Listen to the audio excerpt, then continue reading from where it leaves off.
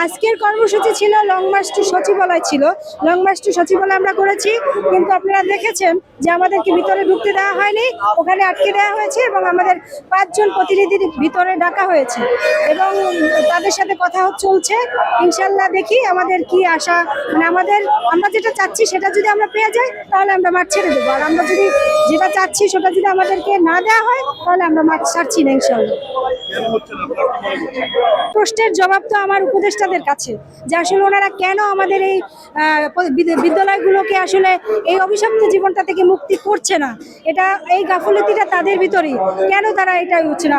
আমরা তো ন্যূনতম স্বীকৃতিটাও চেয়েছিলাম যে আমাদেরকে স্বীকৃতি দেওয়া হোক, আমাদের পরে এমপিও দেওয়া হোক, কিন্তু ওনারা আমাদেরকে বারবার আশ্বাস দিয়ে এভাবে উঠিয়ে দিয়ে বাড়ি ফিরিয়ে দিয়ে তারপরে আবার আমাদেরকে অবস্থান কর্মসূচি পালনের জন্য রাস্তায় নামতে হয়। তো সেজন্য আমরা এইবার একসাথেই স্বীকৃতি এবং এমপিও দুটোই একসাথে চাচ্ছি এবং ইনশাল্লাহ আশা করি যে ওনারা আমাদের স্বীকৃতি এবং এমপিও দিবে।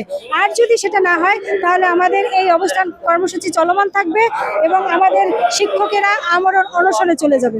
আমার প্রতিষ্ঠানের নাম কল্যাণ কলেজ বুদ্ধি প্রতিবন্ধী অটিস্টিক বিদ্যালয়। আমাদের দাবি ছিল 5 দফা, এখন আমরা আর 5 দফার ভিতরে নাই। এখন আমাদের দাবি শুধু একটাই, এমপিও ভুক্ত, এমপিও ভুক্ত, এমপিও ভুক্ত। আমাদের এখন দেয়ালে পিঠ ঠেকে গেছে, আমাদের পকেটে টাকা নাই।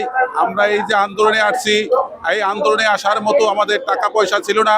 আমাদের ছেলে মেয়ে তাদেরকে স্কুলে পড়াশোনা করানোর মতো টাকা পয়সা নাই, আমাদের বাজার ঘাট করার মতো কোনো টাকা পয়সা নাই।